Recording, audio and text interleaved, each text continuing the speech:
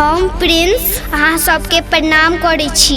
हमर मम्मी पूनम मिश्रा के YouTube channel के सब्सक्राइब जरूर करू और घंटी के निशान के जरूर दबाओ। जय मिथिला, जय मैथिली।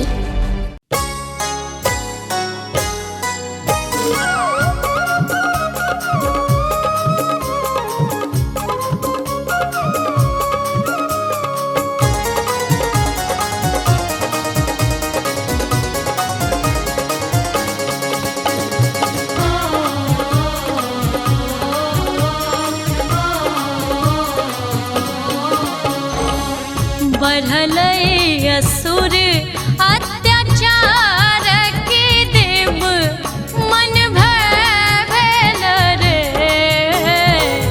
बढ़ल असुर अत्याचार के देव मन भेल रे। ललना रे ले निकाली अवतार सकल जगमंगल रे। ललना रे लानी मैया अवतार सकल जगमंगल रे। रे ललना रे लानी काली अवतार सकल जगमंगल रे।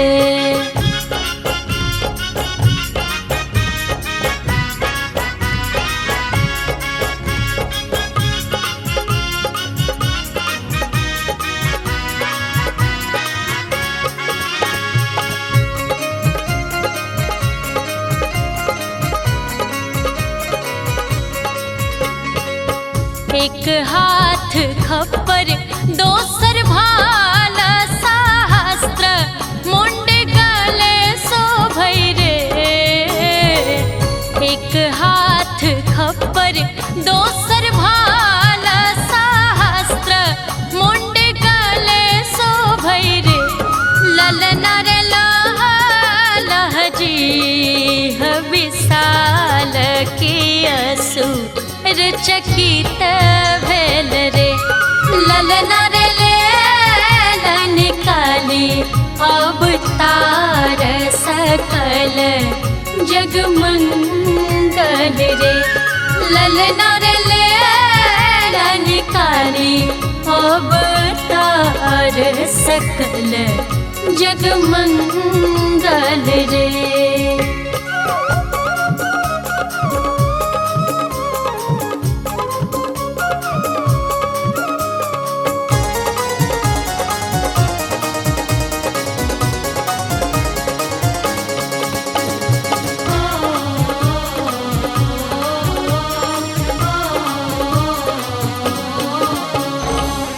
असुरक सैन्य अपार जननी मन कुपित भेल रे।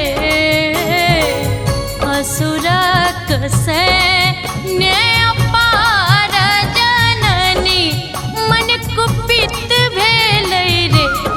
ललना रे कर लगली असुर विनाश असुर कुल क्रंदन रे। ललना रे निकाली अवतार सकल जगमंगल रे।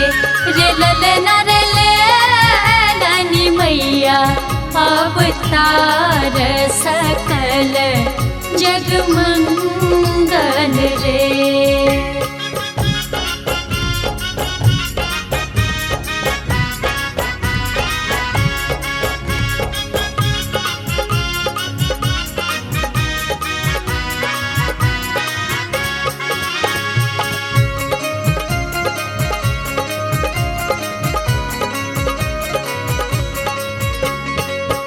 देखी का असुर के विनाश सभक मनहारा साल रे।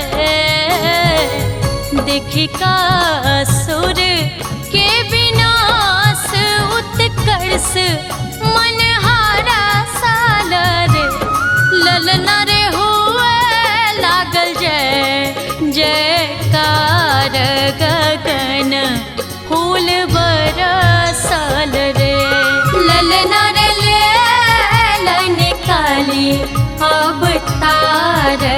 सकल जगमंगल रे।